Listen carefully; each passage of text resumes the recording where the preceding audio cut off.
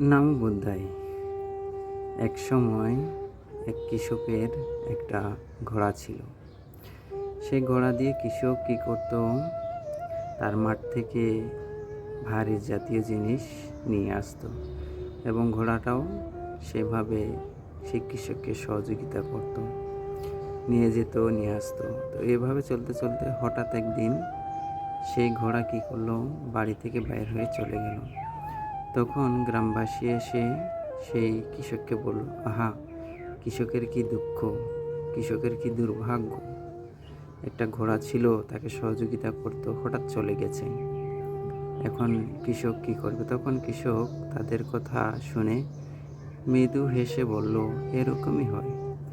এভাবে চলতে চলতে একদিন হঠাৎ করে আবার সেই ঘোড়া কী করলো, আরও 3টা ঘোড়া নিয়ে সে কৃষকের বাড়িতে ফিরে আসলো।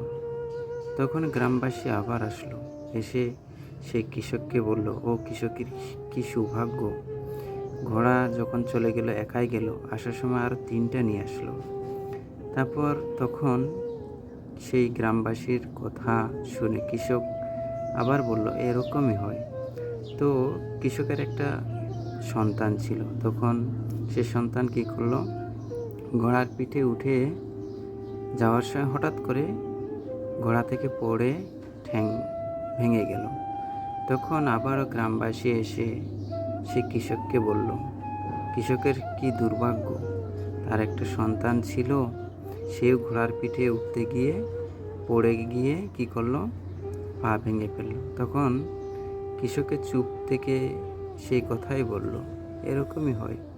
তো হঠাৎ একদিন সেই রাজ্যের রাজা কী করলো, গ্রামবাসীর যে সন্তানরা ছিল তাদেরকে ধরে ধরে নিয়ে যাওয়ার জন্য আসলো। মূলত সেই রাজা কী করে, তাদেরকে ধরে নিয়ে গিয়ে এই মানে বিভিন্ন রাজ্যে পাঠায় যে যুদ্ধ করার জন্য। তো সেই গ্রামে এসে অনেক যুবক ছেলেদেরকে ধরে নিয়ে গেল, কিন্তু সেই কৃষকের সন্তানকে নিল না, কারণ সেই কৃষকের সন্তানের পা ভাঙা ছিল, এই জন্য তাকে নিয়ে গেল না।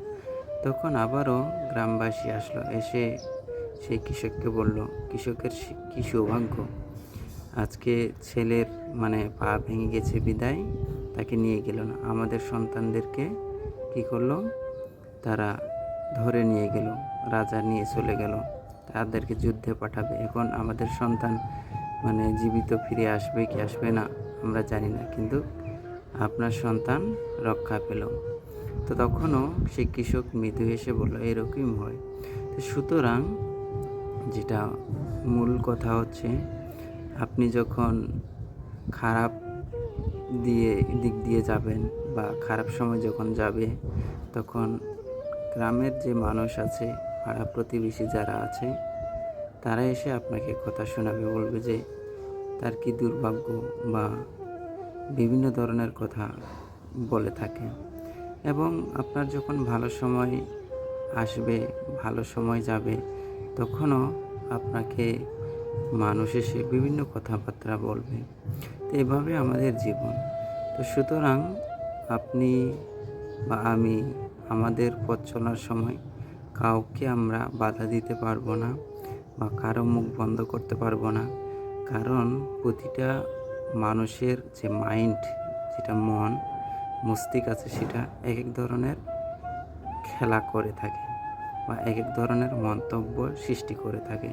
তো তাদেরকে আপনি কখনোই কি করতে পারবেন না, বন্ধ করতে পারবেন না, বা তাদের মুখে কখনোই বন্ধ করতে পারবেন না। এটা হচ্ছে মানুষের একটা নৈতিকতা, বা তাদের এটা একটা ধর্ম, তাদের এটা একটা আদর্শ, যে সঠিক আদর্শ, সঠিক বিবেকবান, সঠিক সৎচিন্তাবান আপনি কোনো মানুষকেই কখনো পাবেন না। তারা তাদের মতো করে মন্তব্য করবে। আপনি যখন ভালো চলবেন তখনও বলবে, আপনার সময় যখন খারাপ চলবে তখনও বলবে। আপনি কোনো দিক দিয়ে একটা শান্তিতে থাকবেন, তাও আপনাকে থাকতে দিবে না। এটা হচ্ছে পাড়া প্রতিবেশী, গ্রামবাসী বা জনগণের একটা কি আচরণ, আদর্শ, নৈতিকতা। তো তাদেরকে তাদের মতো বলতে দিন, আপনাকে আপনার মতো কি করতে হবে, কাজ করে যেতে হবে। সবাই ভালো থাকবেন, সুস্থ থাকবেন, নিজের জ্ঞান বুদ্ধি বিবেককে জাগ্রত করুন। নমো বুদ্ধায়।